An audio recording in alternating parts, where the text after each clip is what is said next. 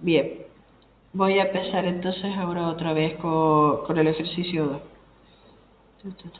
Bueno, estábamos aquí y ya habíamos determinado que ya sabíamos cuál era la temperatura de condensación y de evaporación, es decir, las temperaturas del punto 3 y del punto 1, ¿no?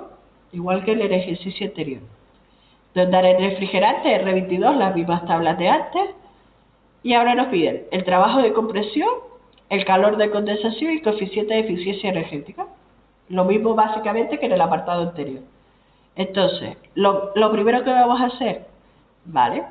Calcular el trabajo de el CO, perdón, que esto era coeficiente de eficiencia energética, fácil. Las temperaturas me las dan, solo tengo que pasarlas a grados Kelvin y ya tengo este apartado hecho. Perfecto. La potencia frigorista. No me voy a detener en esto porque quiero ponerles una trampita. No se lo voy a dar todo tan fácil. Busquen en el manual cómo transformábamos de frigoría hora a kilovatios. ¿Vale?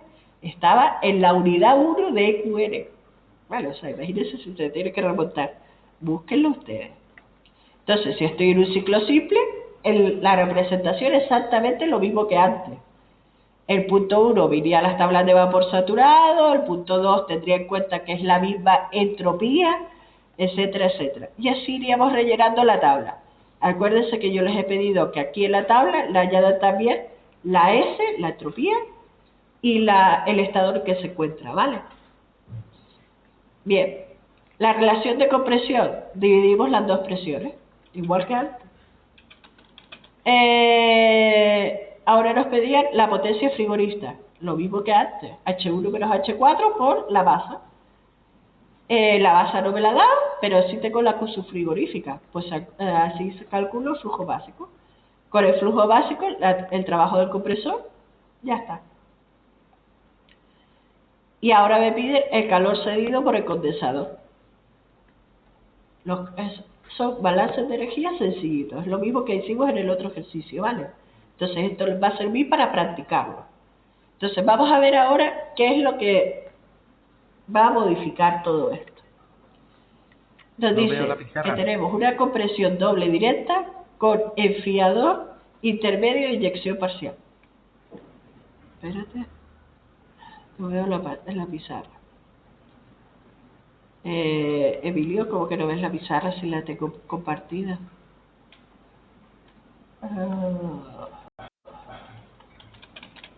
¿Ahora la ves? Ahora sí. Emilio no me responde. Sí, ahora sí, vale. Pues lo que vamos a hacer es de compresión doble directa con enfriador intermedio. Un enfriador intermedio es simplemente que antes de pasar al segundo paso, fíjense, yo pienso un ciclo en 1, ¿vale? Yo sé que tengo que seguir una línea isentrópica para llegar al punto 2. Pero es que en el punto 2 lo que van a hacer es enfriar y vamos a pasar al punto 3, ¿vale? En el punto 3 ahora lo vuelvo a comprimir. O sea, primero lo he enfriado y ahora lo comprimo. Y de esa forma paso al punto 4, ¿vale? Del punto 4 paso al punto 5. En el punto 5 teníamos líquido. Si fuéramos a hacer un proceso normal del ciclo de Carnot, bajaríamos, ¿verdad? Bajaríamos hasta el punto 6. Pero, como no es un ciclo normal, en realidad lo que hacemos es seguir enfriando. Pasamos al punto 7. ¿Vale? Y del punto 7 paso al punto 8 diciendo es una línea isoentálpica. ¿Vale? Y así es como cerramos el ciclo. Consejo, apréndaselo de memoria. Estos sí que no, son siempre iguales. Cuando les dice doble directa con enfriador intermedio, es esto. Es que se ha puesto aquí en medio, cuando ha salido del primer compresor, se le hace pasar por un enfriador antes de volver a salir, que saldría en el punto 3. Esto sería el enfriador. Para pasar al punto 4, he vuelto a comprimir. Pasa por el evaporador, sale en el punto 5, que es mi vapor recalentado. Pero es que como tengo el enfriador intermedio, del punto 5 lo hago pasar otra vez por el enfriador. ¿Vale? Que así es como me va a salir el punto 7. Por eso me sale aquí el vapor líquido subenfriado. porque lo he vuelto a enfriar, ¿vale? Y a esa temperatura de 7 ya lo vuelvo a expandir para llevarlo a la presión de baja. ¿Qué tenemos en este caso entonces? 3 presiones. Tenemos la presión de baja, la presión intermedia, que es a la que está en el punto 6, 3 y 2, y la presión de alta en punto 7, 5 y 4. ¿Más o menos bien? ¿Me están siguiendo? Vale. Entonces, ¿qué es lo que haremos primero que nada? Pues intentar averiguar cuál es esta presión intermedia, que todavía no la conozco. ¿Vale? Entonces, la presión intermedia se calcula con esta formulita, nueva fórmula. Apúntela, no está en el manual y es importante saberla, ¿vale? Para calcular la presión intermedia en un ciclo de compresión doble directa con enfriador intermedio. Calcular la presión intermedia en un ciclo de compresión doble directa con enfriador intermedio.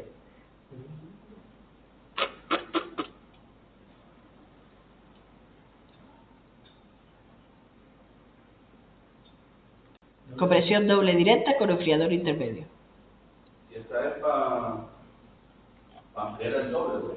Sí, es para, si conseguimos enfriar, lo que vamos a hacer al final es que todo el proceso trabaje mucho mejor. Porque, por ejemplo, si yo estoy trabajando con un líquido, el expansor va a trabajar mucho mejor. Si yo si he conseguido este proceso de aquí, al tener aquí como dos compresores, ¿qué es lo que hago al final de cuentas? Pues consigo que un solo dispositivo no tenga que pasar de 1 a 4 directamente, sino que puedo utilizar dos, con lo cual las pérdidas que tendría por querer ir de 1 a 4 directamente las disminuyo mucho. ¿Vale? Bien, la fórmula es esta. P intermedia sería igual a la raíz cuadrada del producto de las otras dos presiones. Presión de condensador por la presión de evaporación.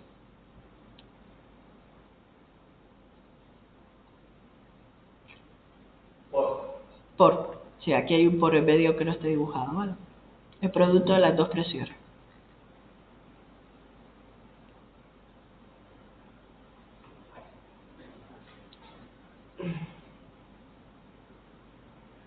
Bien, eso siempre y cuando no les digan lo contrario. En unos cálculos les podrían decir, no, pero es que a mí me interesa que la presión intermedia sea esta, porque es el compresor que yo tengo y es el que me va a dar esa presión. Entonces tendría que poner esa presión intermedia con ese valor, ¿vale? Es que depende de lo que nos diga físicamente, porque hay muchas veces que todos estos sistemas el compresor que hay ahí es este. Diseña el circuito, pero con ese compresor, y te la tienes que comer, ¿vale? Entonces, ¿qué haríamos? Vale, ponemos ese compresor, pero si yo quiero llegar a una presión más alta, pues haría un proceso intermedio para poder llegar a la presión alta que me interesa, ¿vale? Con esta presión intermedia, si yo fuera a entrar en las tablas de saturación de R22, me va a dar una temperatura intermedia, perdón, 0 grados, que no sé de dónde sacó ahora el 0,100 y pico. Esto fue que se lo comió. Porque esto sería con la presión intermedia de 501. Ah, bueno, sí. Como tuvo que interpolar. Ah, claro, yo no la tengo. Tuvo que interpolar, ¿verdad? Aplicaciones. Volvamos a la tabla de saturación del R22. R707, esta.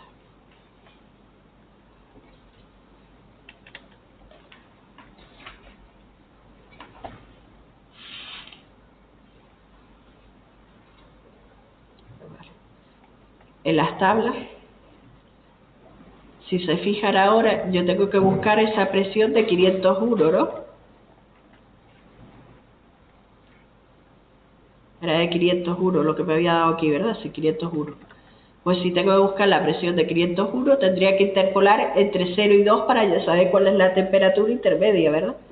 Al interpolar es cuando este ejercicio que está aquí le da el 0,198. Pues 0, algo, vamos a trabajar con 0. Las temperaturas no tienen decimales, ¿vale? Entonces nos quedamos con que la temperatura intermedia va a ser de 0 grados. La relación de compresión, pues la presión del condensador partido por la presión intermedia. O, como en este caso hemos utilizado una medida geométrica, podemos utilizar presión intermedia partido por presión de evaporación. Nos va a dar el mismo resultado, ¿vale? Siguiente que haríamos, ¿vale? Determinar todas las entalpías. ¿Cómo? Para determinar las entalpías no se vuelvan locos, simplemente sigan el esquemita que está aquí, ¿vale? El punto 1 ya lo conocemos. Pues del punto 1 al punto 2 sabemos que pasamos con una línea isoentrópica, la misma entropía, ¿vale?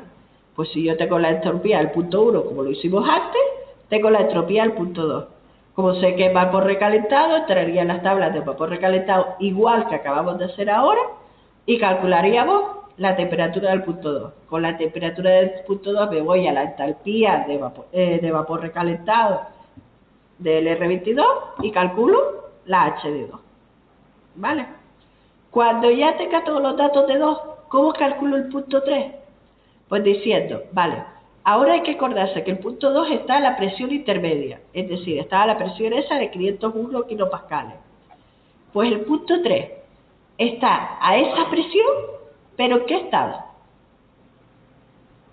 Fíjense en la tabla, en el gráfico, ¿qué estado está el punto 3? Vapor sobrecalentado, Saturado.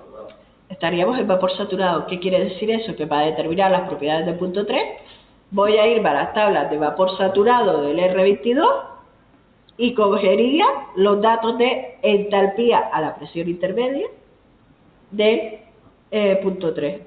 O sea, con la presión intermedia calcularíamos la entropía y la entalpía directamente en la tabla de vapor saturado, ¿vale? Tendríamos que volver a interpolar casi seguro, porque aquí los números nunca coinciden, y lo determinaríamos. Entre punto 3 y 4, ¿cómo determino el punto 4? Este ya tendría que saber responderlo ustedes.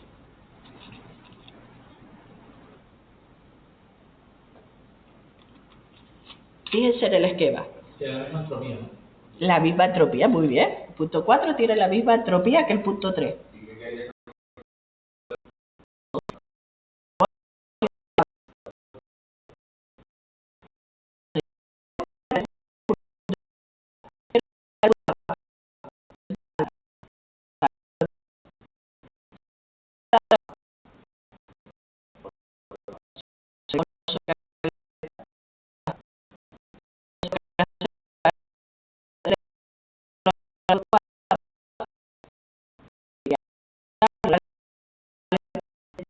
Con la presión en el lado del eje, digámoslo así, eje Y, y en el eje X por arriba, tendríamos que ver entre qué dos temperaturas se está moviendo la entropía que hemos calculado, la entropía que sabemos que tiene porque tiene punto 3.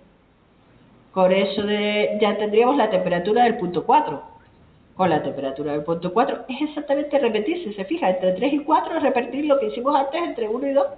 Es nada más repetir y repetir, ¿vale? Entonces haríamos entre 3 y 4, repetiríamos lo que hicimos antes entre 1 y 2. Cuando ya tengamos calculado el punto 4, ¿cómo determino el punto 5? Punto 5 fácil, ¿no? Sería simplemente líquido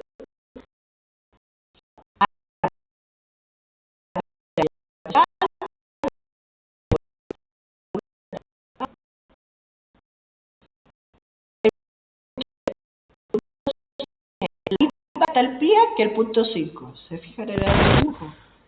¿Y a qué presión? A la presión intermedia. Ya tendríamos. Y ya lo tendríamos calculado, exacto. Muy bien. El punto 7. El punto 7 es un punto de subenfriamiento, ¿vale? ¿Qué es lo que pasa? Que yo en todos estos ejercicios, lo que me va a interesar al final, espérense a ver si aquí, qué va.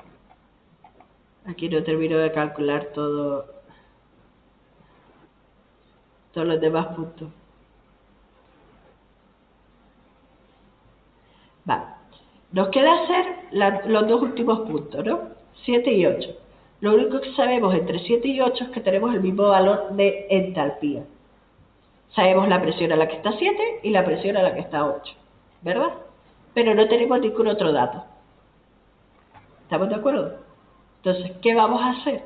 Pues intentar calcularlo como un sistema de ecuaciones. Lo que haremos será un balance de energía en el enfriador, ¿vale? Que sería esto que tenemos aquí. Es simplemente lo que entra igual a lo que sale, ¿vale? Es lo que tenemos que plantear. Entonces, hay que tener cuidado.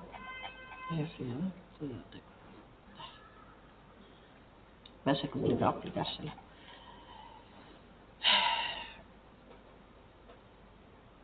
Que nos dice, bueno, aquí esto es un truco, digámoslo así. Nos ha separado como que tenemos dos corrientes. Nosotros lo que conseguimos con este sistema es separar el sistema en dos corrientes. Una, el fluido refrigerante, que es lo que aquí llama MRV, refrigerante de baja, y otro, el fluido refrigerante que está trabajando alta. ¿Qué es lo que nos va a facilitar este sistema? Que si nosotros quisiéramos utilizar dos refrigerantes distintos porque uno tiene mayor poder de compresión que el otro, podríamos utilizarlo también. Y entonces a lo mejor conseguiríamos ahorrar dinero. Eso sería ponernos a practicar, a calcular, a decir, ¿y si ahora pongo en vez de este pongo el otro? ¿Qué le pasa a la eficiencia? ¿Me mejora? ¿Me empeora? Dos refrigerantes distintos en el mismo sistema, pero son dos circuitos independientes. ¿Vale? Lo tendríamos como asociado dos circuitos independientes. Entonces, ¿qué es lo que tendríamos en el enfriador? Que entra el estado 6 y entra el estado 2. Vamos a ver si es verdad. Esto era el enfriador, entra el estado 6 y entra el estado 2. ¿Estoy de acuerdo? ¿Qué es lo que sale? Perdone. Sale el estado 7 y el estado 3. Ay, la dichosa gripe. Sale el estado 7, perdón. El 3 estaba claro, pero aquí en vez de 7 pusieron el 8. Bueno, porque las entalpías son las mismas. Me da igual poner H de 7 que H de 8, ¿vale? Porque las entalpías son las mismas. Entonces, simplemente, ¿qué tengo que hacer? Pues, calcular. Tenemos, vale, esta ecuación, pero no tengo datos, porque MRA y MRB todavía son incógnitas para mí. ¿Qué más tengo? La ecuación de enfriamiento, porque me la daba el coeficiente, el calor de enfriamiento, ¿vale? Entonces sería, como era del evaporador, MRB por H1 menos H8, pero tengo dos incógnitas, H8 y RB. ¿Lo ven? Estoy yendo muy rápido y no se están enterando, ¿verdad? Va, espérense un segundito.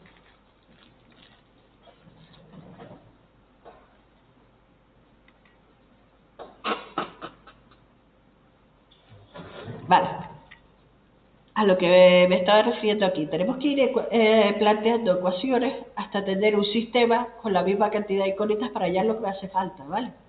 En este caso, ¿qué incógnitas tengo? No sé cuánto vale ni H7 ni H8, que son lo mismo. No sé cuánto vale la masa que circula por la parte de abajo, MRB. Y tampoco sé cuánto vale la masa que circula por la parte de arriba, MRA, ¿vale? Serían las tres incógnitas. Entonces vamos a intentar jugar con ecuaciones a ver cuál de ellas me va a permitir calcularlo.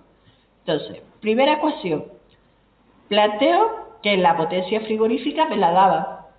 Pues yo sé que sería igual como es en el evaporador a MRB, está en baja. Me vendría el sistema, el evaporador está en baja. ¿Y entre qué entalpía? 8 y 1. Que sería siempre la de entrada, es la de salida menos la de entrada en el evaporador. Nosotros lo plantearíamos con su coeficiente y así no nos tenemos que estudiar de memoria, ¿vale? Con su balance de energía. Bien, ya tengo una ecuación, pero tengo dos incógnitas. No sé cuánto vale la masa ni sé cuánto vale H8. Vale, asunto, me hace falta una segunda ecuación. Segunda ecuación, la que les decía del enfriador. Lo que entra igual a lo que sale. Acuérdense que aquí me hubiera valido igual de bien si en vez de poner H8 me poner H7. Y después me dice que H7 es lo mismo que H8. Tengo dos ecuaciones, con tres incógnitas ahora. Porque se ha añadido a las dos incógnitas que tenía antes, la masa de alta. Mal asunto. Tenemos que seguir buscando una tercera ecuación. Bien. ¿Qué tercera ecuación tenemos? La eficiencia. ¿Por qué? Porque me la daba. Si no me equivoco, el enunciado me decía que la eficiencia del enfriador intermedio es de 0,8. ¿Vale? ¿Lo vieron? ¿Qué dato? Entonces voy a jugar con esa eficiencia. La eficiencia, que es de 0,8, sería igual H6 menos H8 sería lo que viene por una de las corrientes. Y H6 menos H9 ahora, perdón, que ahora me acaba de liar que dijera 9. H6 menos H8, 6 menos 8 y 6 menos 9. No hay ningún punto que se llame 9, ¿verdad? No. Aquí se debe haber equivocado. Eso seguro. Eso es una errata.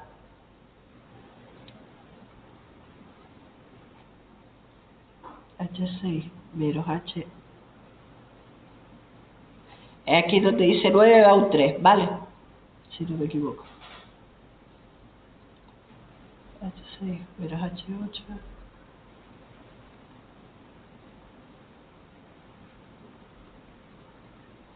Vale, eso lo tengo que revisar. Con sinceridad en la cabeza y no me da ya para tanto. Ahí tiene algún error, ¿vale? Aquí solamente con el hecho de que diga 9, y está claro que ese punto no existe, ¿vale? No lo había revisado el ejercicio, solo lo había visto por encima y no me di cuenta de que estaba eso. Debajo dice de dónde es el H9. Una de las corrientes sería H6 y H2. Y la otra corriente es H5 y H7. Debajo de la fórmula dice de dónde es. 6 y 3. 6 y 3 y 5 y 7. Si no me equivoco, esto está bastante mal planteado, ¿vale? Yo se los corregiré y se los pondré bien, como es, ¿vale? Solo lo intento ver con calma y se los pongo bien, porque ahí hay un fallo grave, además. Donde es punto 9 el líquido saturado de presión intermedia. ¿Dónde pone eso? Donde punto 9 es el líquido saturado a la presión intermedia. O sea, se lo ha inventado. Presión saturada a la presión intermedia. Presión saturada a la presión intermedia. Punto 6. Presión intermedia líquido saturado. O sea, sería este punto aquí. Vale, sí, ya lo vi. Es la fórmula que tiene, ¿vale? Esta, como quien dice, habría que estudiársela así. 6 y 8 es por una de las corrientes. Una de las corrientes es, aquí entra 6, pero sale en estado 8, que es lo mismo que 7, ¿vale? Y la otra corriente sería que aquí dentro lo que tengo es líquido, ¿vale? Entonces, como eso es líquido, por eso dice lo que entra, que sale en 6, menos el estado líquido, que está en estado 9 de saturación, el líquido saturado, ¿vale? Entonces, por eso dice, vale, una de las corrientes que tengo aquí en el intercambiador es entre 6 y 7, y la otra corriente es entre 6 y el estado líquido saturado, ¿vale? Esa sería la explicación. Ay, perdón. ¿Y de dónde obtiene el dato? Entonces, ya con esto, simplemente sustituyendo los datos, porque 6 lo tenemos, 9 lo tenemos porque sería la de saturación a la presión intermedia, con lo cual solamente, y de líquido, acuérdense de eso, no de vapor, cogen el valor del líquido, pues sustituiríamos aquí los datos y ya tenemos H8. Si yo ya tengo H8, puedo venirme aquí como QSUF era dato y ya tengo MRB. Si ya tengo MRB y tengo H8, me vengo a esta otra ecuación y calculo MRA. Ya tengo las tres incógnitas que tenía que calcular, ¿vale? Con todos esos datos calculados, simplemente es volver a los mismos balances de energía que teníamos planteados, lo único que teniendo en cuenta los numeritos, los subíndices que ahora nos van a cambiar, y ya tendríamos todo calculado, ¿vale? Sé que he ido un poquito rápido, pero es que también ando mirando la hora para que nos dé tiempo de hacer algo de lo de AutoCAD. Entonces, por eso he ido un poquito quizás rápido. ¿Qué? Está todo grabado, lo tienen todo ahí, lo pueden escuchar 1000 veces y yo seguramente mañana me ponga. Estas grabaciones me están pesando mucho, entonces lo que la descargo y lo subo a la plataforma, por eso el otro día vine a grabar una de ellas, la que duraba 2 horas, RPL no tuve problema porque lo dividí en 2, por eso esta hoy también la divido en 2. Pero EQN el otro día que la grabé las 2 horas seguidas, tardé un día entero para descargarla y volver a subirla, o sea, descargarla del fuso y subirla a lo otro. O sea, que por eso les digo, hoy la estoy intentando hacer más pequeña, pero entre mañana y el viernes lo tendré subido a la plataforma, ¿vale? Compresión doble directa. Vale. Es más de lo mismo, ¿vale? En este caso, lo único que ha hecho ha sido poner un enfriador, ha puesto 2 estaciones de compresión. Si se fijan, el sistema es casi lo mismo. Lo único que en este caso, a la corriente cuando sale del punto 5, no la volvemos a enfriar, que era cuando antes teníamos el punto 7 aquel superenfriado. Sino lo que hacemos es que del punto 5 pasamos al punto 6, porque tenemos una expansión otra vez, es como si tuviéramos 2 ciclos enteros, ¿vale? Lo enfriamos en el enfriador y pasamos al punto 7. Del punto 7 lo volvemos a expandir, perdón, y obtenemos el punto 8. ¿Bien? ¿Lo has visto? Entonces, ¿cuáles son los procesos? Entre 1 y 2, ¿qué proceso es? ¿Qué haríamos para calcularlo? Lo mismo de antes, exactamente es el mismo punto del apartado anterior.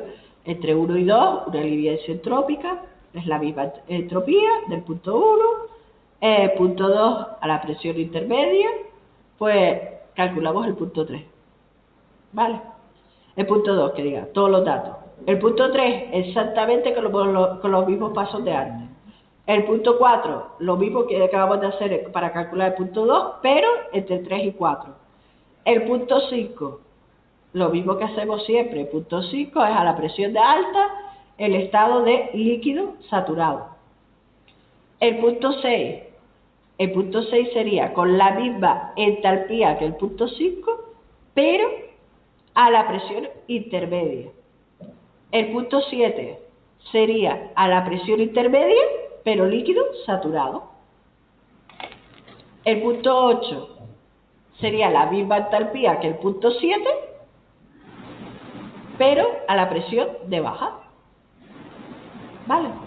Entonces realmente todos los puntos ya los tenemos, porque básicamente son los que antes habíamos determinado. Entonces simplemente volvemos a rellenar nuestra tabla. Y una vez rellena la tabla, pues hacemos lo mismo de antes. Para calcular EBRB, la masa de fluido que circula por el de baja, planteamos la ecuación del evaporador, el balance de energía del evaporador.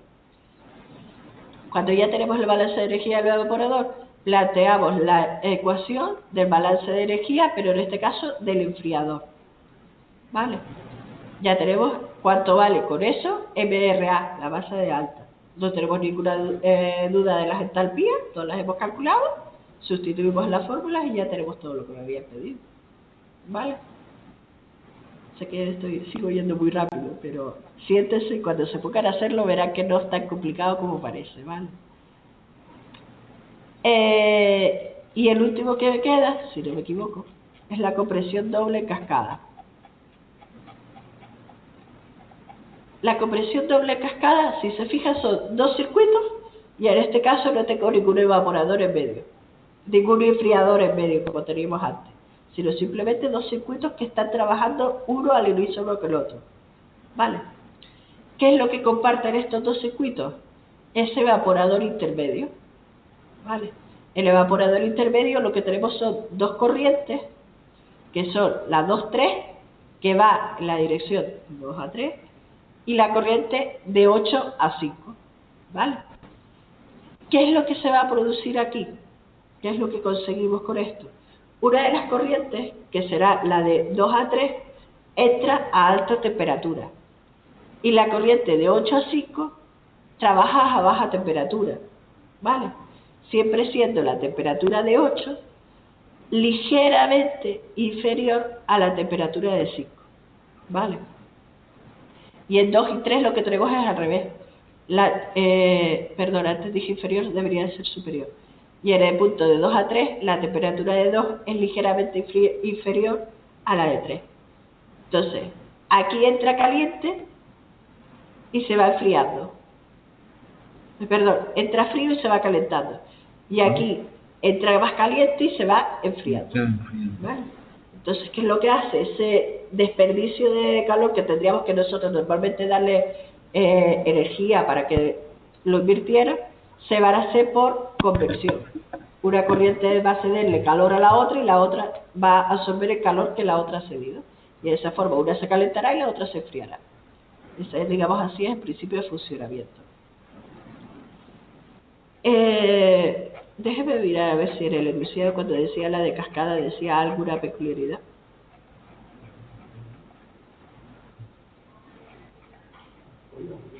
No le daba ningún otro dato. Vale.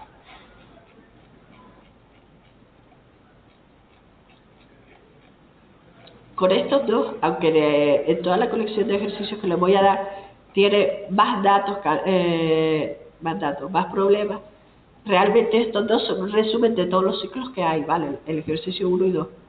Si se los miran y los logran entender bien, ya tienen todos los casos particulares, ¿vale? Entonces, esfuércese es por entender estos dos ciclos, ¿vale? Bien. Y ahora porque aquí no me deja ver lo otro. Ay.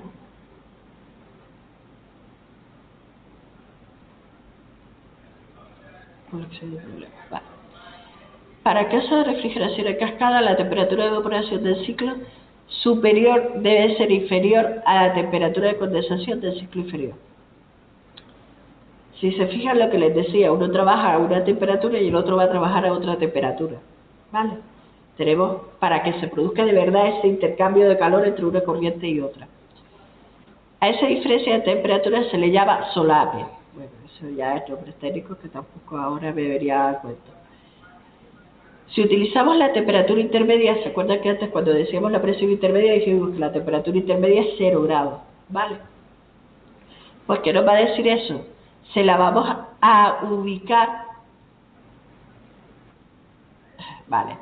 ¿Ves? Que me falta un dato. Por eso me fui antes a lo de cascada a decir, me falta un dato. Nos tendría que dar esa temperatura de solape, ¿vale? La diferencia de temperatura entre uno y otro.